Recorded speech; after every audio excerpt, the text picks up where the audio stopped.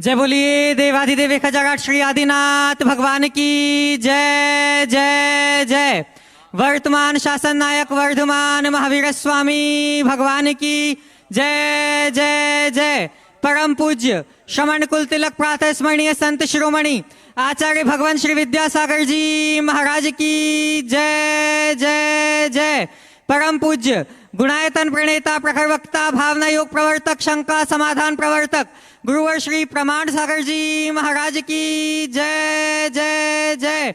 परम पूज्य मुनिवर श्री संधान सागर जी महाराज की जय जय जय। समस्त मुनि संघ की जय जय जय। शंका समाधान के आज के इस सत्र में आप सभी का हार्दिक अभिनंदन। इससे पूर्व कि हम आज के इस सत्र को प्रारंभ करें, चलते हैं गुरु चरणों में और होते हैं नत इस भाव से कि जीवन रथ के सारथी गुरुदेव हो आप, इस ऐसे पथ पर ले चलो बन जाऊं निष्पाप। सभी लोग हाथ जोड़ेंगे, मस्तक झुकाएंगे और मेरे साथ बोलेंगे, हे गुरुदेव नमोस्तु नमोस्तु नमोस्तु। बंधुओं, आज का यह सत्र प्रारंभ हो उसके लिए हम सभी चलते हैं परम पूज्य मुनिवर श्री संधान सागर जी महाराज के श्री चरणों में और निवेदन करते हैं कि हे महाराज श्री, आपके माध्यम से गुरुमुख से समाधान की गंगा यहाँ प्रवाहित हो, जिसमें आप प्लावित हो के हम सभी लोग शंकाओं के पेंट से मुक्त हो सके। नमोस्तु नमोस्तु नमोस्तु। चलते हैं इस पावन धरा पर। आज का ये शंका समाधान का सत्र अपन प्रारंभ करें उससे पूर्व बंधु, आप सभी जानते हैं आगामी 7 तारीख, 8 तारीख और 9 तारीख बहुत ही विशेष आपके लिए आने वाली है और आप सभी लाभ लेंगे फिर से वापस एक भोपाल में इतिहास की रचना करने के लिए, जिसमें गुरुवर के सानिध्य में 7 तारीख को 7 नवंबर को इस पावन धरा पर शिलान्यास समारोह के साथ में ही हमारे बीच में दीपक जी जैन यहाँ उपस्थित हो रहे हैं, जिनका सभी लोग लाभ ले पाएंगे। और साथ में ही 8 तारीख को यहाँ पर गुणायतन का जो राष्ट्रीय अधिवेशन है वो संपन्न होने वाला है और 9 नवंबर को रविवार के दिन पिछिका परिवर्तन समारोह इस पावन धरा से संपन्न होगा। आप सभी इन कार्यक्रम में अपनी उपस्थिति दर्ज कराकर अक्षय पुण्य के भागी बन सकते हैं।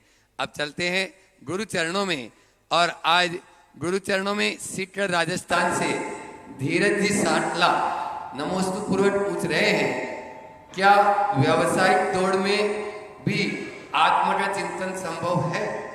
क्या बोला? क्या व्यावसायिक दौड़ में भी आत्मा का चिंतन संभव है? ऐसा नहीं है कि आत्मज्ञानी व्यवसाय नहीं करता है। व्यवसाय करो, आत्मबोध के साथ करो। जैन जगत में एक बड़े साधक हुए हैं, श्रीमद राजचंद्र जी। गांधी जी उन्हें अपना आध्यात्मिक गुरु मानते थे। राजचंद्र जी पूरे समय सार के रसिया थे, बड़े जोहरी लेकिन आत्मा की तरफ दृष्टि रखने वाले। आप उनकी तस्वीर को देखोगे तो हाड़, पीठ और पेट मिलकर एक हो गए, ऐसी। तो ऐसा नहीं है कि कोई व्यवसाय जगत में रहते हुए भी तत्व चिंतन ना करे। आत्मचिंतन, आत्मबोध के साथ व्यापार में भी अपना जीवन जिया जा सकता है। बहुत कुछ संभावना है और उसी अनुरूप कार्य कर सकते हैं। जयपुर से योगेश जी जैन पूछ रहे हैं, भावना युग में शरीर, मन और आत्मा का संतुलन कैसे होता है? देखिए, भावना योग शरीर, मन, आत्मा सबको स्वस्थ करता है। क्यों करता है? इसके पीछे की वजह को समझिए। भावनाओं से हमारे शरीर की अंतःस्रावी ग्रंथियों का, शरीर के लिम्बिक सिस्टम का, शरीर के सारे न्यूरॉन्स का बड़ा गहरा संबंध होता है। हमारी जैसी भावनाएं होती है, हमारा मस्तिष्क उसी तरीके के काम करता है और जैसे मस्तिष्क में प्रभाव होता है, हमारे शरीर के जैव रसायन उसी अनुरूप विकसित होते हैं। हमारे शरीर के जैव रसायन जिस तरह से सक्रिय होते हैं, हमारी भाव दशा भी वैसी बन जाती है। तो उससे हमारा शरीर का स्वास्थ्य प्रभावित होता है, भावनाओं से हमारे स्वास्थ्य पर असर दिखता है। भावनाएं हमारे मन को प्रभावित करती है, क्योंकि हमारी सारी अंतःस्रावी ग्रंथियाँ भावनाओं से संबद्ध है और हमारा सारा लिम्बिक सिस्टम भी हमारी भावनाओं से संबद्ध है। उसके कारण हमारी पूरी की पूरी मानसिकता, मनोदशा में परिवर्तन आता है, हमारी चिंतन और विचारधारा बदल जाती है। और बार बार हम जिस चीज़ की भावना भाते हैं, उससे हमारे अवचेतन मन में उसके गहरे संस्कार जमते हैं, और वही जमे हुए संस्कार हमारी चेतना की शुद्धि करता है। भावना से बंध है, भावना से मुक्ति है। क्रोध एक भाव है और क्षमा भी एक भाव है। क्रोध के भाव से बंध होता है और क्षमा के भाव से कर्म की निर्जरा होती है, मुक्ति होती है। तो हम अगर अपनी भावना को ठीक तरीके से संभाल लें तो अपने जीवन में बहुत बड़ा बदलाव कर सकते हैं।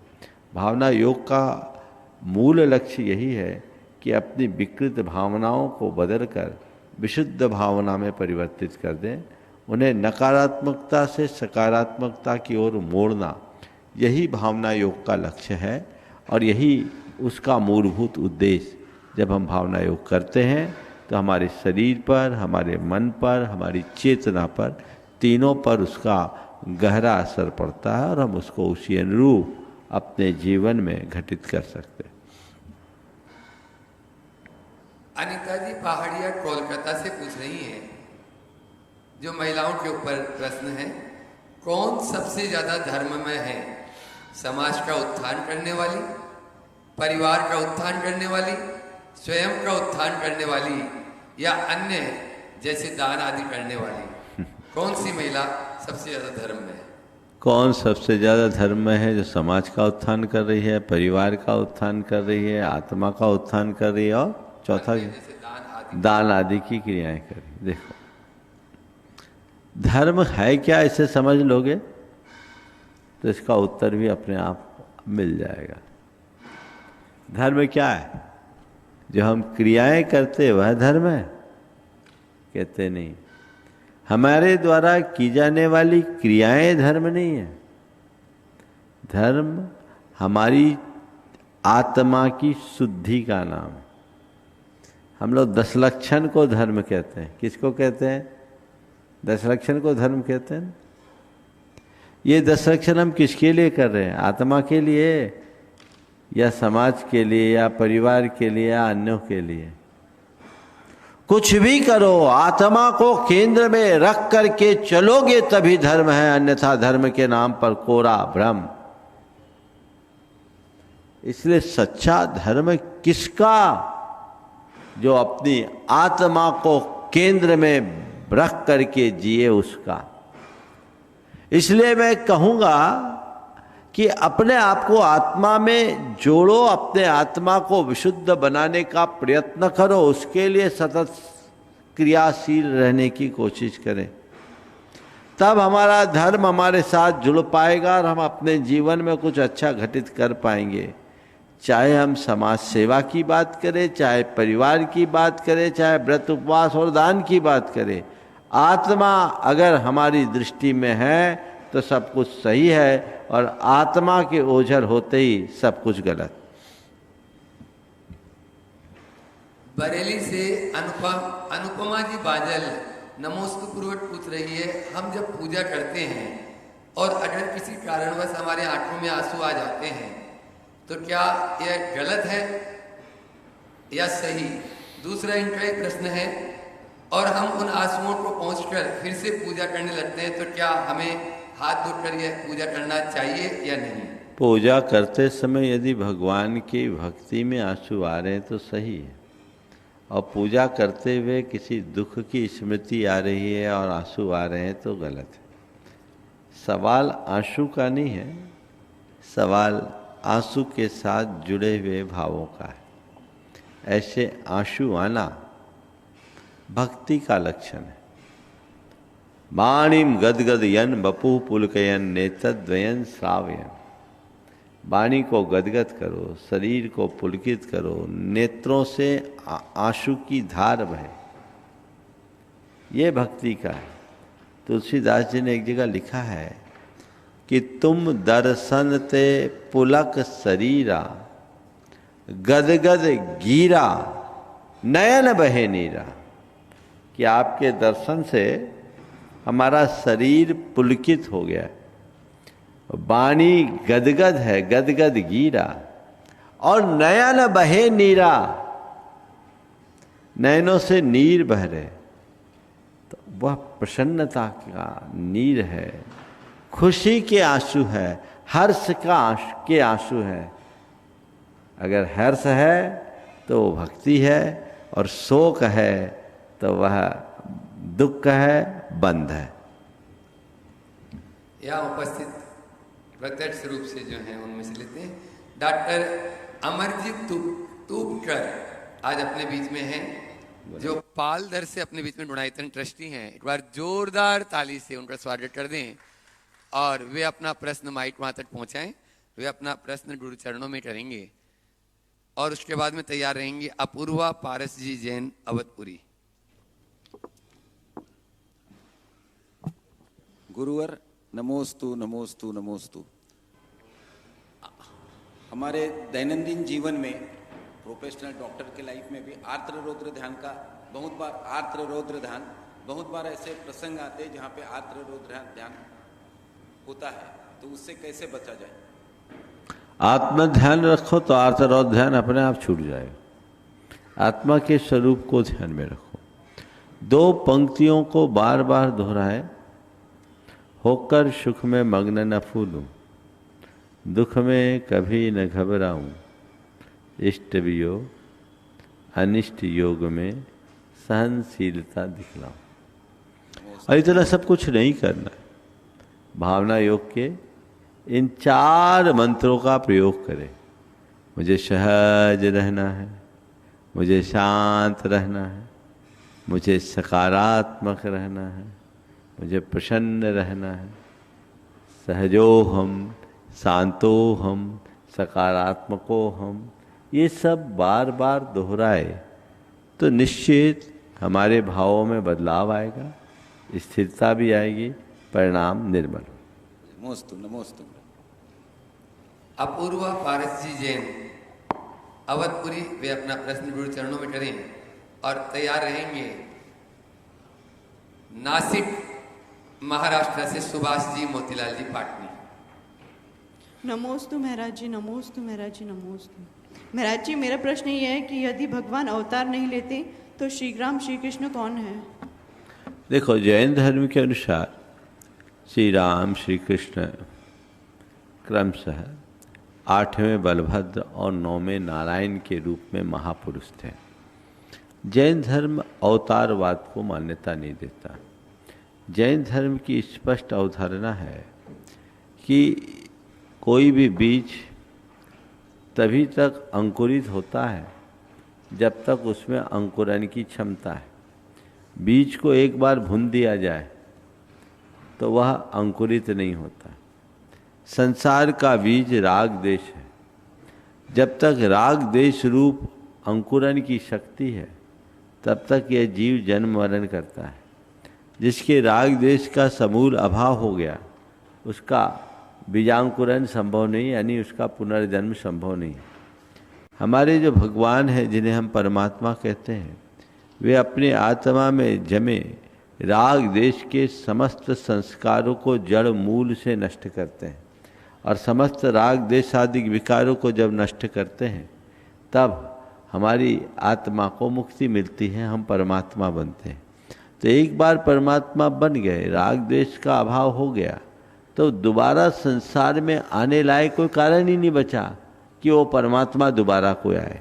इसलिए जैन मान्यता है कि तीर्थंकर भी अवतार नहीं है।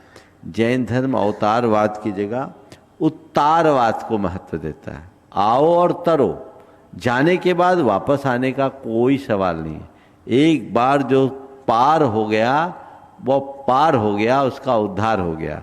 उसके लिए अब दोबारा किसी भी प्रकार से आवागमन की कोई संभावना नहीं है। समझ गए? इसलिए जैन धर्म में अवतारवाद को स्थान नहीं दिया।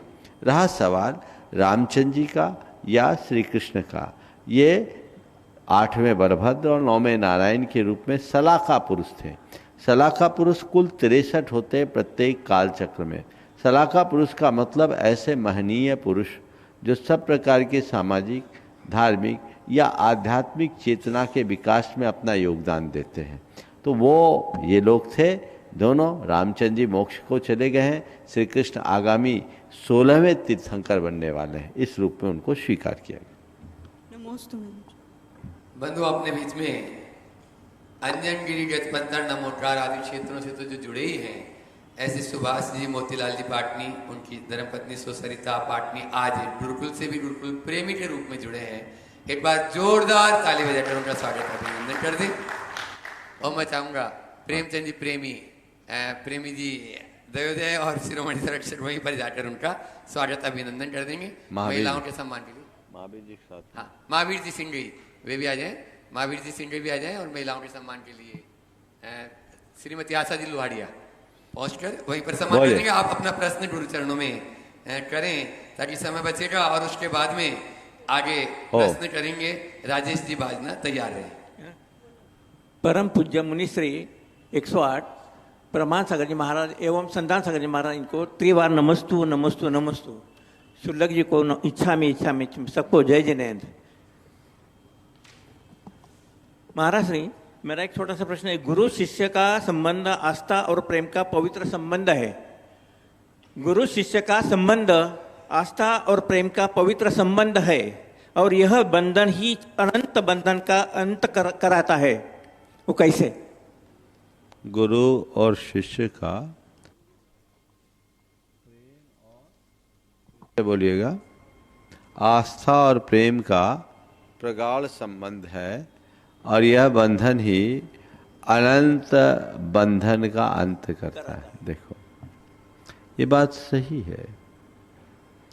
गुरु और शिष्य के बीच का जो संबंध है नितांत भावनात्मक संबंध है, लेकिन ये संबंध विशुद्धतया परमार्थ से जुड़ा हुआ संबंध है।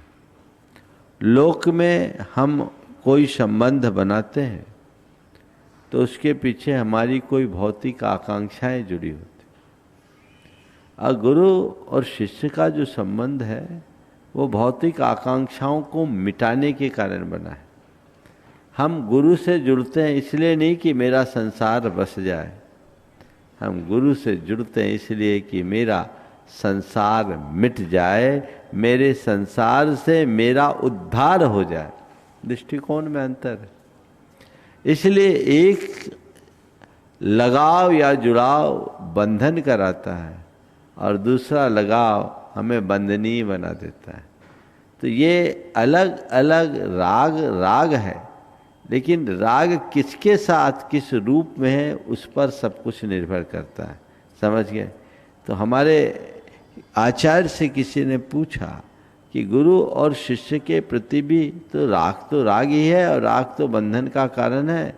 तो उन्होंने कहा,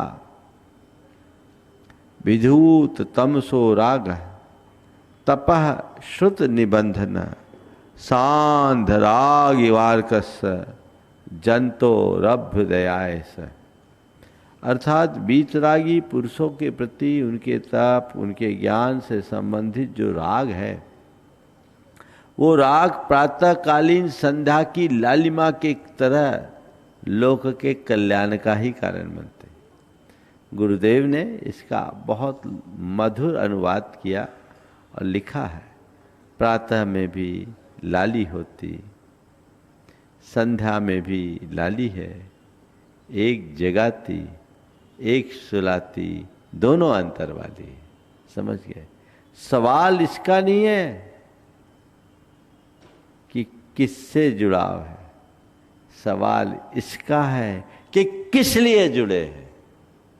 एक राग भक्ति का रूप लेता है और एक राग विशुद्धतया मोह और राग से कलंकित होता है। हम किस राग में जी रहे हैं सब कुछ उस पर निर्भर करता है। नमस्कार। राजेश जी बाजना अपना प्रश्न करें और अपने बीच में आ जाए। पिंडरी से डिप्टी कलेक्टर सागर दिलीप जी जैन, वे अपना प्रश्न गुरु चरणों में। पूज मुनि श्री के चरणों में कोटि से नमोस्तु। पूज मुनि सन्नान सागर जी के चरणों में कोटि से नमोस्तु। हे गुरुदेव, पहले आपको हम टीवी में देखा करते थे, वो नज़ारा अलग था और अंतरंग से आज देख पा रहे हैं आपको कुछ वर्षों में, ये प्रभाव अलग है। गुरुदेव, आपसे करोड़ों लोगों ने करोड़ों क्वेश्चन किए हैं और आपने लाखों प्रश्नों की शंका के समाधान किए हैं।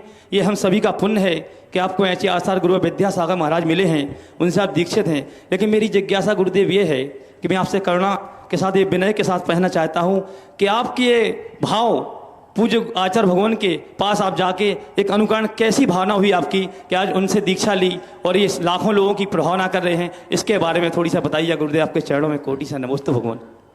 मेरे भाव क्यों हुए कि मैं गुरु चरणों में आ गया? मैं तो ये मानता हूँ मेरा भाग जग गया कि मैं गुरु चरणों में आ गया। बिना पुण्य और सौभाग्य के गुरुओं की छत्र छाया कोई नहीं पाता। गुरु के सानिध्य में तो बहुत लोग रहते हैं, पर गुरु के शरणागत होने वाले लोग बहुत बिरले होते हैं। मैं इसे अपना परम पुण्योदय मानता हूँ कि गुरुदेव के दर्शन करने के बाद मैं इतना प्रभावित हो गया कि फिर मैं उनका ही हो गया।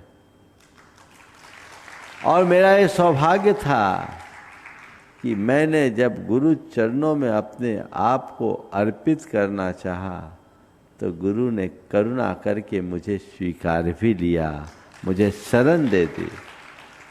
कदाचित मेरे मन में कितना भी अर्पण होता, समर्पण होता, उन्होंने मुझे स्वीकार नहीं किया होता तो मैं आज तुम्हारी तरह वहीं का वहीं पड़ा होता। और दूसरी ओर गुरु की कितनी भी प्रेरणा होती, अगर मेरा सौभाग्योदय नहीं होता तो मेरे हृदय में श्रद्धा और समर्पण का भाव नहीं होता, मैं जहाँ के तहाँ होता।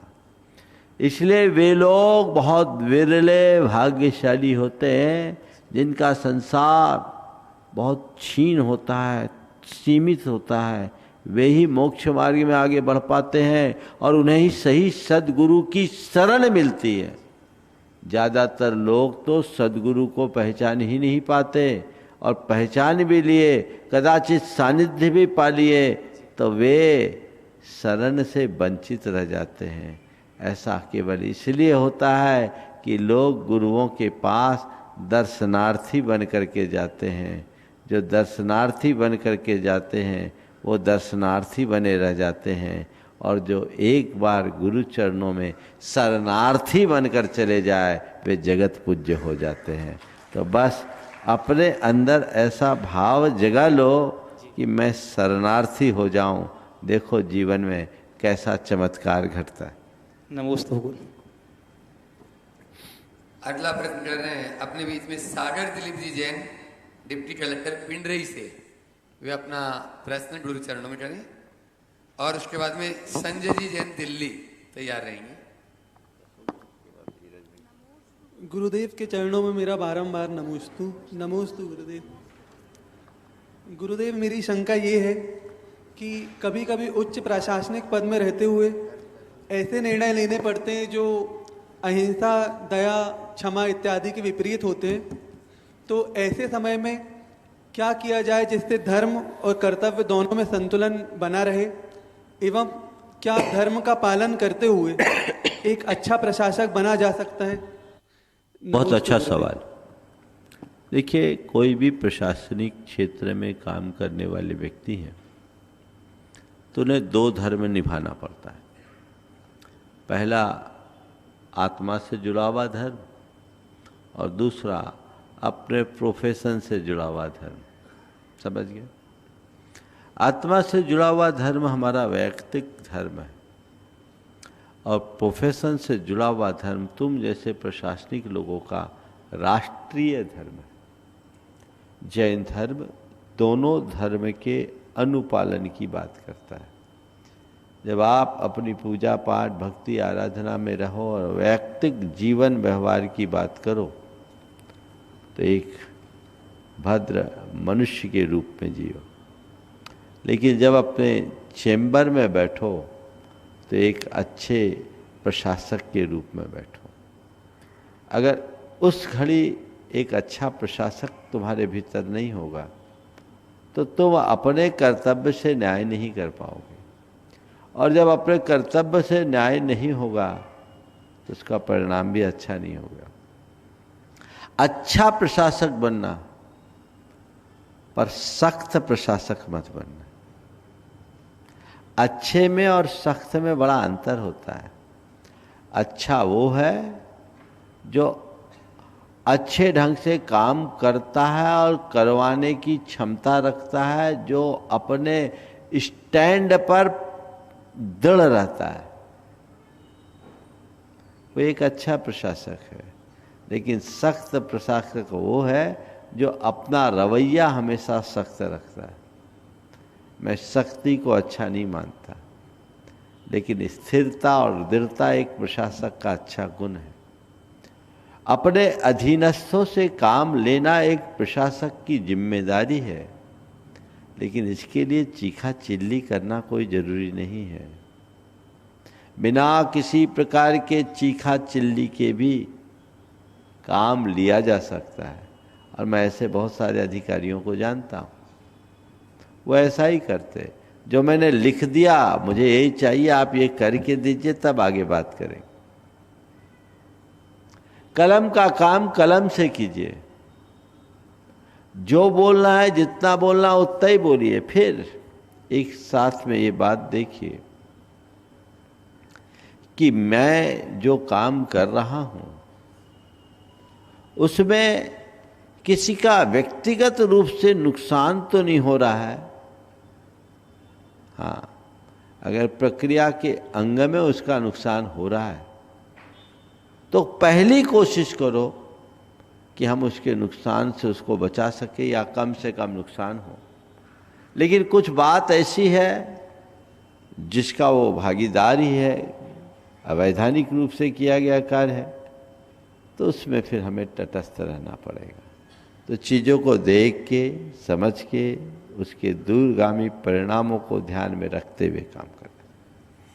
नमोस्तु महाराज जी, नमोस्तु। एक बार जोरदार ताली बजा दीजिए ऐसे युवा के लिए जो आगे बढ़ रहे हैं और अपना और आगे बढ़ के जैन धर्म की भी सेवा करेंगे। संजय जी जैन दिल्ली अपने बीच में यहाँ पर उपस्थित हैं, वे अपना प्रश्न गुरु चरणों में करें और उसके बाद में तैयार रहेंगे ब्रह्मचारी धीरज भैया जी। नमोस्तु नमोस्तु नमोस्तु गुरुदेव। गुरुदेव, मैंने ऐसे कई बार नोट करा है, मैं हर महीने तिजारा जी जाता हूँ, तो जब मैं मंदिर में बैठा होता हूँ और माला कर रहा होता हूँ, उस समय मुझे बेझिल होके जिमाइयाँ बहुत आती हैं, आंखों में पानी आने लगता है। क्या ये कोई मेरे पाप का उदय है या? देखो, जम्हाई आना 84 असाधनाओं में एक असाधना है, तो जमाई नहीं आना चाहिए। अब महाराज क्या करें? 2 उपाय। आप मंदिर जाइए तो जाने से पहले अपने शरीर को पूरी तरह वार्म अप करके जाइए, थोड़ा सा एक्सरसाइज करके जाइए, और भोजन से पहले मंदिर जाइए। दीवार से दूर बैठिए, कुर्सी का प्रयोग मत कीजिए। ज़्यादा है तो कुछ दिन खड़े खड़े आप अपना दर्शन पूजन करना शुरू कर दीजिए। 10-5 मिनट खड़े रहने में कोई कठिनाई नहीं होगी, जमाई नहीं आई। बंधुओं, उस पावन धरा जिस पर पाषाण से परमात्मा बनने की वह यात्रा आप सब देखेंगे 27 नवंबर से लेकर 2 दिसंबर तक। वहां के नगर गौरव बाल ब्रह्मचारी धीरज भैया जी अपने बीच में यहाँ पर उपस्थित हैं, और मैं चाहूंगा वे अपने ही शब्दों से अपनी बात करेंगे। गुरु चरणों में आज आए हैं, निवेदन करेंगे। आप लोग जोरदार तालियों से बाल ब्रह्मचारी धीरज भैया जी का स्वागत कर दें। वे अपने बीच में आज यहाँ पर उपस्थित हैं, और उसके बाद में तैयार रहेंगे डॉक्टर वीरचंद जी, विनीता जी अग्रवाल वाराणसी, गुणायतन ट्रस्टी। पूज्य श्री के चरणों में बारंबार नमोस्तु। और समस्त समाज की ओर से आपके पावन सी चरणों में बारंबार नमोस्तु। पूज्य श्री, आपके पावन सन्निधि में समाज ने जो निर्णय लिया है उसमें आपका पावन निर्देशन, सानिध्य और मंगल आशीर्वाद प्राप्त हो और उसी के साथ आपका मंगल विहार जल्दी से जल्दी यहाँ से राहतगढ़ की ओर हो। राहतगढ़ वालों की भावनाएं हैं और अभी तक राहतगढ़ में बड़े बुजुर्गों के मुख से सुना कि कभी पंचकल्याणक नहीं हुआ। जरूर प्राचीनता है और आचार्य भगवान की नज़र में राहतगढ़ का बहुत बड़ा दृष्टिकोण छुपा रहा और आचार्य श्री की बहुत बड़ी भावना थी कि राहतगढ़ में भी कुछ हो, पर कुछ वर्षों से अंतराय कर्म का उदय था जिसके कारण ये कार्य नहीं हो पा रहे थे। पर जब आपका मंगल सानिध्य एक दिन का प्रवास के रूप में मिला और वह परिवर्तन आया और परिवर्तन आज पंच परावर्तन को रोकने के लिए पंच कल्याण की भावना आपके चरणों में समाज ने रखी। पंचों का कल्याण के लिए पंच कल्याणक नहीं कर रहे, पर पंच परावर्तन को कैसे रोकें, इस पंच कल्याणक के माध्यम से आप अपना मार्गदर्शन देने की कृपा करें। नमोस्तु महाराज जी। पहले तो मैं चाहूँगा एक बार ब्रह्मचारी जी का जोरदार अभिनंदन करें। बंधुओं, निश्चित राहतगढ़ के लोग बड़े भाग्यशाली हैं। छोटी सी समाज है लेकिन बहुत बड़ा मन रख करके चलने वाली समाज है। बड़ी संगठित, समर्पित और निष्ठावान समाज है। विशाल विशाल जिन मंदिर, वहाँ 3-3 बड़े बड़े भव्य जिनालय, वहाँ आज भी जिन शासन का यशोगान गा रहे हैं, चौथा मंदिर ये बना है और उसकी प्रतिष्ठा का निमित्त सामने आया है। जैसी चर्चा आप सबके मध्य विगत दिनों से चल रही है कि आने वाले 27 से नवंबर से 2 दिसंबर तक वो पंचकल्याणक वहाँ आयोजित होने वाला है। निश्चित ये एक बड़ी उपलब्धि है। पंचकल्याणक को एक धार्मिक आयोजन की तरह न देखें, पंचकल्याणक को आत्मा से परमात्मा की यात्रा के विज्ञान के रूप में देखा जाए तो जीवन में बहुत बड़ा बदलाव आ सकता है। और यह पंचकल्याणक हमारे कल्याण का मार्ग बन सकता है, आधार बन सकता है। सभी को, जितने लोग इस कार्यक्रम को देख और सुन रहे हैं, न केवल राहतगढ़ अपितु राहतगढ़ से संबद्ध सभी जन इस अवसर का लाभ उठाएं और अपने जीवन की दिशा को तय करें। मेरा सभी को यही आशीर्वाद। डॉक्टर वीरचंद जी विनीताजी अग्रवाल, वाराणसी यूनाइटेड ट्रस्टी, वे अपना प्रश्न कुछ और बोल रहे हैं, वे अपना सीधा सीधा प्रश्न गुरु चरणों में करेंगे और उसके बाद में आप लोगों के गर्मागर्म प्रश्न इसी तरह से और आगे चलते रहेंगे। लेकिन पहले माइक चुल्लट महाराज जी तक, चुल्लट सुबट सागर जी तक माइक पहुंचा दें। हाँ बोले। गुरुवर के चरणों में कोटि कोटि नमन। हे गुरुवर, आपके उपदेशामृत से ज्ञान हुआ कि विचार मन से उत्पन्न होते हैं लेकिन भाव चेतना से। गुरुवर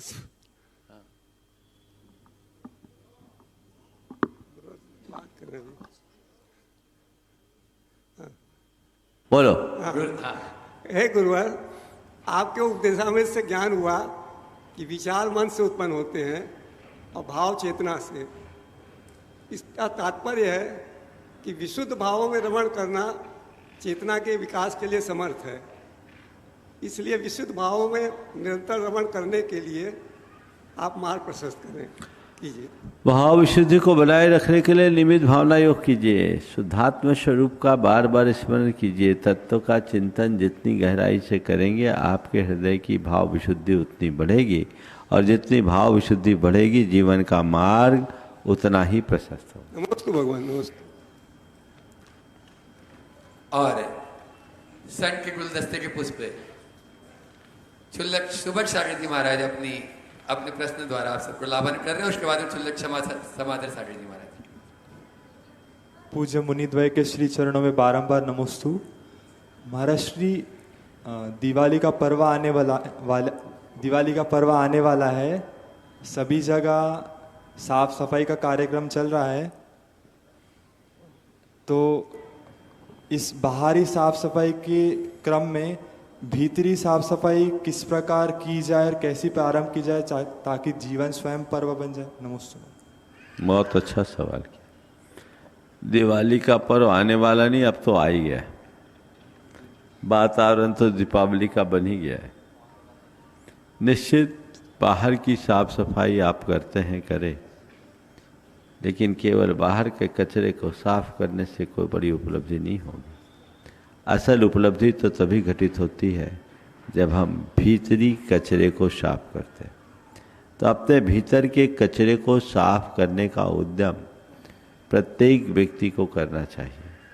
हम देखें हमारे अंदर की मलिनता कितनी कम हो रही, हम अपने अंदर के काम, क्रोध, लोभ, मोह जैसे नकारात्मकता को कितना शांत कर रहे हैं। हम दीप जलाएंगे, दिवाली में सफाई करेंगे। मैं कहूँगा सफाई करने के साथ भीतर का भी कीजिए। आप दीप जलाएंगे तो दीप केवल बाहर का न जलाएं, अपने हृदय में श्रद्धा और सद्भावनाओं का भी दीप जलाएं। अपने अंदर की संवेदना को जगाएं। आप अपने घर में सफ़ेदी करते हैं, मन में भी सफ़ेदी आए, ये भाव सबको लाना चाहिए। भाव विशुद्धि से युक्त अनुराग अपने मन में जगता है तो दिवाली है, अन्यथा कहने को दिवाली है, भीतर से दिवाला है। हमें इस बात को ध्यान में रखकर चलना चाहिए। क्षुल्लक समाधर सागर जी महाराज जी वे भी अपने प्रश्न द्वारा आप सबको लाभान्वित कर रहे हैं। और उसके बाद में तैयार रहेंगे चंदन नगर भोपाल से आरना जैन। मुनिदेव के चरणों में नमोस्तु नमोस्तु। महाराज जी, 3 क्षेत्र कल्याणकारी है जिसको कहा है रक्तत्रय, लेकिन धर्म क्षेत्र, सामाजिक क्षेत्र और व्यवहार क्षेत्र, ये तीनों क्षेत्र लोगों के जीवन में किस प्रकार से हो, व्यवहार कैसा हो जिससे कि जीवन अच्छा बने। नमस्ते महाराज। धर्म क्षेत्र, सामाजिक क्षेत्र, व्यवहार क्षेत्र में लोगों का व्यवहार कैसा? देखिए, धर्म क्षेत्र तो धर्म क्षेत्र है, विशुद्ध भावों के साथ होना चाहिए। सामाजिक क्षेत्र में जो कुछ भी हम अपना काम करते हैं, अपनी सामाजिक संहिताओं को ध्यान में रखते हुए सामाजिकता और सामाजिक मर्यादाओं के अनुरूप काम करना चाहिए। और व्यवहार क्षेत्र में जब भी हम काम करें तो अपने व्यवहारगत मधुरता का, शालीनता और विनम्रता को ध्यान में रख करके चलना चाहिए, तब हम इन तीनों क्षेत्रों में खरे उतर पाए। आरना जैन, चंदन नगर भोपाल, पूरे परिवार के साथ में वे अपना प्रश्न गुरु चरणों में करें। और उसके बाद में श्री विद्या प्रमाण गुरुकुलम के 6वीं क्लास के छात्र अतिशय जैन तैयार रहेंगे। ओ नमोस्तु महाराज। मेरा प्रश्न है, हम ऐसा क्या करें कि हमारा मन परेशान हो तो उसको हम संभाल कर उसका प्रभाव शरीर पर नहीं पड़े। बहुत अच्छा सवाल किया है। हम ऐसा क्या करें कि जब हमारा मन परेशान हो तो हम उसे संभाल लें और शरीर पर उसका प्रभाव न पड़ने दें। भावना योग करना शुरू कर दो। जब जब मन परेशान हो भावना योग करो, उसका असर नहीं होगा। गुरुओं की बातों को याद कर लो, मन शांत होगा। किसी से अच्छी प्रेरणा ले लो, मन शांत होगा। कुछ अच्छा पढ़ना शुरू कर दो, मन शांत होगा। नमोस्तु। अतिशय जैन वे अपना प्रश्न गुरु चरणों में करें। और उसके बाद में अतिशय जैन गौर हमारे 2 अतिशय, 1 अतिशय। हाँ, अतिशय जैन अपना प्रश्न करेंगे और उसके बाद में सार्थक जैन तैयार रहेंगे, कक्षा 7 के विद्यार्थी। दोनों मुरारियों के चरणों में नमोस्तु और क्षुल्लक जी को इच्छामि। महाराज जी, मेरा ये प्रश्न है कि हम दीपावली पे अब घर जा रहे हैं, तो हमें ऐसा क्या काम करना चाहिए जिससे हमारी दीपावली सार्थक हो। देखो, इस बार की दीपावली मनाने का एक संदेश देना चाहता हूँ। तुम्हारे माध्यम से मैं पूरे देश के बच्चों को संदेश दूंगा। इस बार की दीपावली मनाओ तो दीपावली के दिन क्या करना है। घर में दिया जलाओ, मिठाइयाँ बांटो, खुशियाँ मनाओ, लेकिन इसे अपने घर तक सीमित न रखो। दीपावली के दिन कोई आतिशबाजी मत करो, कोई फटाके मत जलाओ, न फुलझड़ी जलाओ, दीप जलाओ, खुशियाँ मनाओ। और अपने परिवार के साथ स्लम एरिया में चले जाओ, देखो आज किस घर में दीप नहीं जला, अपने हाथों से वहाँ एक दिया जलाया। नमोस्तु। किस घर में चूल्हा नहीं जला, उस घर में एक मिठाई का डब्बा पकड़ा। जो तुम्हें खुशी होगी वो अकथनीय होगी। फटाके फोड़ के पैसे फूकोगे, कुछ पल की खुशी, और खुशी क्या है देखो तो लोग फटाका जलाते हैं आवाज के लिए, और फटाका जलाते ही कान में हाथ रख लेते हैं। कैसे बेवकूफ लोग हैं। आतिशबाजी से घोर हिंसा होती कि नहीं होती, बोलो। जीव मरते हैं कि नहीं मरते हैं। और कभी कभी तो जो फटाके फोड़ते हैं उनके ऊपर भी उसका असर आ जाता है। ऐसी चीजें क्यों करना जो पॉल्यूशन को बढ़ाए, ऐसी चीजें क्यों करना जो अनेक प्राणियों के अकाल मृत्यु का कारण बने।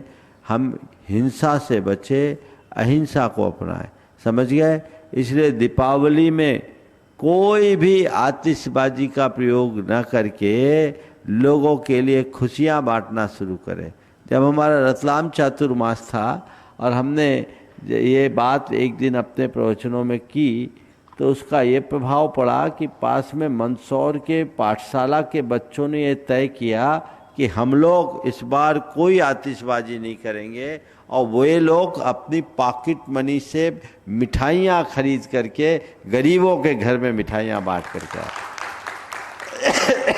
ये दान का संस्कार, ये संवेदनशीलता को बढ़ाने वाला संस्कार है, बहुत अच्छा है। इसलिए ऐसा अपने को ध्यान में रखना चाहिए। वे अपना प्रश्न गुरु चरणों में करें, और आमर्स मिष्टि मनीषा जैन अवधपुरी तैयार रहेंगे।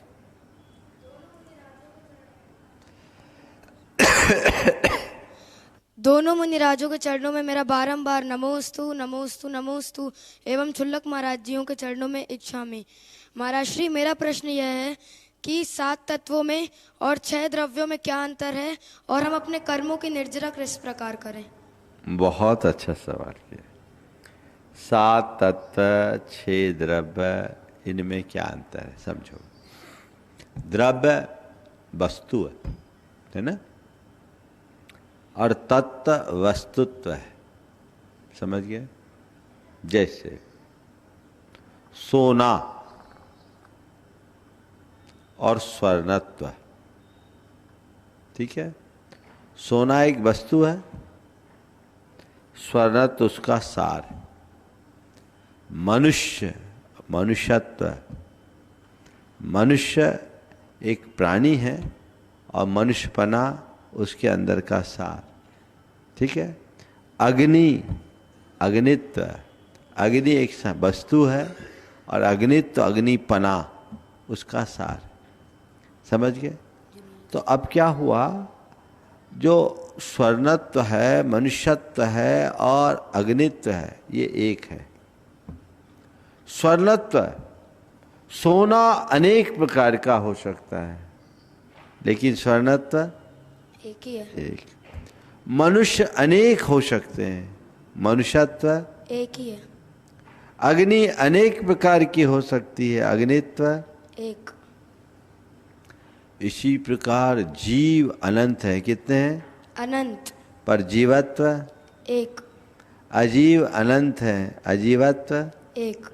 समझ गए। आश्रव जितने प्राणी उस अपेक्षा से अनंत है, पर आश्रवत्व एक ही है। बंध अनंत है, पर बंधत्व एक। संवर अनंत है, पर संवरत्व एक। निर्जरा अनंत है, निर्जरत्व एक। समझ गए। तो तत्व है सार, समझ गए। तो जीवन का जो सार है वो तत्व से पता चलता है। हम जीव का श्रद्धान करें तो किसका करें? 1 का, 2 का, 3 का, 4 का, 10 का, 20 का, अनंत है, किसका करें? लेकिन जब हाँ, तो एक जीवत्व का श्रद्धान करेंगे तो सबका श्रद्धान हो गया, समझ गए। और कर्म की निर्जरा करने के लिए क्या करें, है ना। तुम जैसे बच्चों के लिए एक तो भगवान की भक्ति, नमोकार का स्मरण, ये कर्म निर्जरा का बड़ा कारण है। शास्त्र कहते हैं अरहंत नमोकारो संपहि बंधादो बहु कम असंख्य गुण कम्मक्षय कारवोति। अरहंत नमस्कार तात्कालिक बंध से असंख्यात गुणे कर्म के क्षय का कारण है। खूब भगवान की भक्ति करो, खूब नमोकार जपो, ये कर्म की निजरा करेगा। दूसरा, अपने अंदर जितना बन सके समता रखो और संयम रखो, समझे। तो जितनी क्षमता रखोगे उतने कर्म की निजरा होगी, और जितनी आकुलता करोगे उतना कर्म का बंध होगा। तो बंध से बचना है, आकुलता से बचो। नमोस्तु महाराज जी। अगला प्रश्न कर रहे हैं अवधपुरी से आमर्ष मिष्टि मनीषा लोकेश जैन। अवधपुरी पे अपना प्रश्न गुरु चरणों में करें। एक आध बच्चे और उसके बाद में आमर्ष जैन गुरुकुल के बच्चे तैयार रहेंगे। दुई मुनिराज के चरणों में त्रेबार नमोस्तु नमोस्तु नमोस्तु एवं क्षुल्लक जी के चरणों में इच्छामि। महाराज जी, मेरा ये प्रश्न है कि हम पढ़ाई में मेमोरी पावर स्ट्रॉन्ग कैसे करें ताकि हमें लंबे समय तक याद रहे। बहुत अच्छा है। मेमोरी पावर को स्ट्रॉन्ग करने के लिए दो उपाय करो। पहला, नियमित ओंकार की नाद करो। क्या करो? ओंकार की।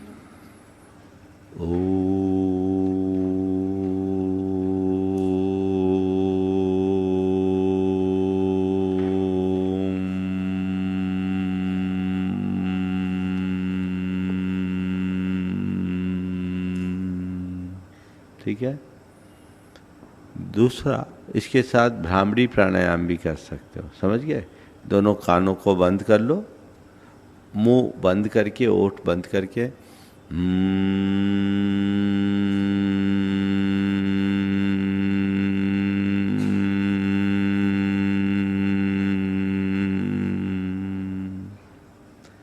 और दूसरा ओम ह्रीं नमो वज्रायनम की जाप।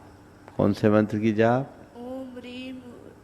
ओम ह्रीं नमो वज्रायनम की जाप। ये जाप नियमित करो, समझ गए। तो इससे मेमोरी पावर स्ट्रांग होगी। ठीक है। नमोस्तु महाराज जी। नमोस्तु। आमर्ष जैन श्री विद्या प्रमाण गुरुकुलम छात्र और तैयार रहेंगे नरेंद्र जी पिंडरी। दोनों महाराजियों के चरणों में बारंबार नमोस्तु नमोस्तु नमोस्तु और क्षुल्लक जी को इच्छामि इच्छामि इच्छामि।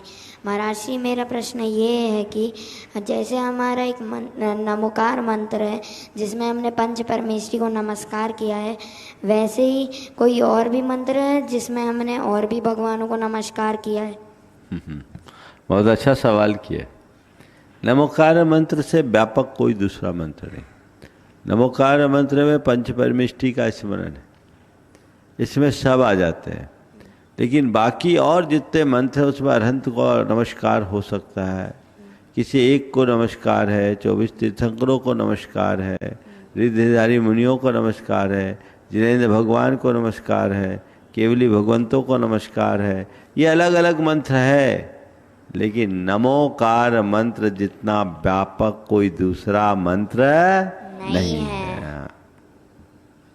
नमोस्तु महाराज जी। सोनागिरी के पूर्व अध्यक्ष नरेंद्र जी पिंडरी गुणायतन ट्रस्टी वे अपना प्रश्न गुरु चरणों में करें और डॉक्टर शैलेंद्र जी जैन अवधपुरी तैयार रहेंगे। मुनिद्वय को बारंबार नमोस्तु। मेरा ये प्रश्न मेरी भावी माँ की तरफ से है जो 5 महीने अमेरिका में रहती हैं, और उनका कहना ये है कि हम ग्रस्तों को वहाँ पर जीव उत्पन्न नहीं होते, अहिंसा अपने आप ही यहाँ पर घर का जो काम करते हैं उसमें हिंसा होती है, और वहाँ पर काम करते हैं वहाँ न तो त्रियंचों का रहता है, प्रदूषण ऐसा है, साफ सफाई ऐसी है, और उसके कारण से हमारे वहाँ कर्म कम बनते हैं। पूजा पाठ धर्म तो वहाँ कम होता है, देव दर्शन कम हो पाता है, लेकिन वहाँ पर अपने आप ऐसे भाव रहते हैं जिसमें हमारा कर्म का बंद होता है। गुरुदेव, इनका शंका ये है कि ये देश अच्छा है कि विदेश अच्छा है? देखो भाई, जलवायु के प्रभाव से वहाँ यदि सूक्ष्म जीवों की उत्पत्ति नहीं होती तो एक बहुत अच्छी बात। आपकी प्रवृत्ति में हिंसा कम होती। यहाँ पर सूक्ष्म जीवों की उत्पत्ति होने के कारण हिंसा की संभावना बढ़ जाती। लेकिन एक बात सदैव ध्यान रखना, हिंसा और अहिंसा का संबंध है जीवों के मरने और न मरने तक सीमित नहीं है। हिंसा और अहिंसा का संबंध मन के प्रमाद और अप्रमाद से है। यदि वहाँ आप प्रमादी बन गए तो बिना हिंसा के भी पाप के भागी हैं, और यहाँ अप्रमत्त हैं तो हिंसा होने पर भी पाप से दूर है। समझिए? तो सवाल इस बात का है कि हमारे परिणाम कैसे हैं, वहाँ हम क्या कर रहे हैं, अपने धार्मिक कर्तव्यों और क्रियाओं के प्रति हम कितने सजग हैं, और जीव रक्षा के प्रति हम कितने सजग हैं। यहाँ अगर आप बुहारी लगाते हो और आपको दिख रहा है चींटियाँ रोज़ दिखती है तो सावधानी से बुहारी लगाते हो। कदाचित आपकी बुहारी में एक आध चींटी मर जाए तो भी आपकी सावधानी आपको बचा लेगी। लेकिन वहाँ यहाँ तो कोई चींटियाँ है नहीं, आँख मूंद करके बुहारी लगा तो बिना मरे भी आप पाप के भागी होंगे। मर्द व जीवद व जीवो ऐदाचारस्य निच्छिदा हिंसा। हिंसा और अहिंसा के इस विज्ञान को समझे और उसी अनुरूप तय करें। जहाँ तक वहाँ रहने पर यदि ऐसा नहीं है और मन लगता है तो मैं विदेश को बुरा नहीं मानता, लेकिन हमें अपने धार्मिक कर्तव्यों का पालन भी वहाँ करना चाहिए। केवल गृहस्थी के संचालन से काम नहीं है, केवल पाप से बचने मात्र से काम नहीं होगा। पाप को काटने के साथ पुण्य को बांधने का भी रास्ता अपनाना होगा। वो निमित्त आपको कहाँ मिल रहा है? हालांकि विदेशों में, खासकर अमेरिका में, अब लोग बहुत विशुद्ध धर्म ध्यान कर रहे हैं और बहुत अच्छे से रह रहे हैं, व्रतों का पालन कर रहे हैं। कई प्रतिमाधारी अपनी प्रतिमा का निर्वाह कर रहे हैं। यदि इस रीति से आप अपना धर्म ध्यान करते हैं तो मैं इसे कतई बाधक नहीं कहूँगा। धैर्य सागर महाराज जी की बुआ ही ये। डॉक्टर शैलेंद्र जी फिजियोथेरेपिस्ट, वे अपना प्रश्न गुरु चरणों में करें, उसके बाद में सारांश में यदि तैयार रहे। हमारे जीवन को प्रवेश करने वाले गुरुवर के चरणों में बारंबार नमस्तु। महाराज जी, मेरी आज शंका नहीं बल्कि एक मार्गदर्शन चाहिए। महाराज जी, मैं आपके आशीर्वाद से निरंतर 9 वर्षों से 1 घंटे का मौन रहकर नमोकार मंत्र पढ़ता हूँ। मेरे जीवन में बहुत परिवर्तन आया है, सकारात्मक और संयमित हो गया हूँ। गुरुवर, मैं जानना चाहता हूँ, कभी जैसे सुबह नहीं पढ़ पाता हूँ मैं, कभी दिन में पढ़ता हूँ और कभी इशारों में किसी से कुछ बोल देता हूँ। जैसे किसी ने मेरे से कुछ पूछा तो मैंने जवाब दिया इशारों में उसको, तो क्या वो खंडित माना जाएगा, क्या नहीं माना जाएगा महाराज जी? देखो, थोड़ा खंडित तो हुआ है, कोशिश करो उससे पूरी तरह मुक्त होकर काम करने का। फिर भी यदि नहीं है तो अपन बोलते बिन जाने वा जान के रही टूट जो कोई, तुम प्रसाद ते परम गुरु सो सब पूर्ण होए। वो देख लेना चाहिए। मधो, आज से 2 दिन बाद परसों धनतेरस मनाएंगे। आप लोग तो कल धनतेरस मना रहे हैं। धनतेरस भगवान महावीर के योग निरोध के लिए समोत्सरण के विसर्जन के बाद हुआ।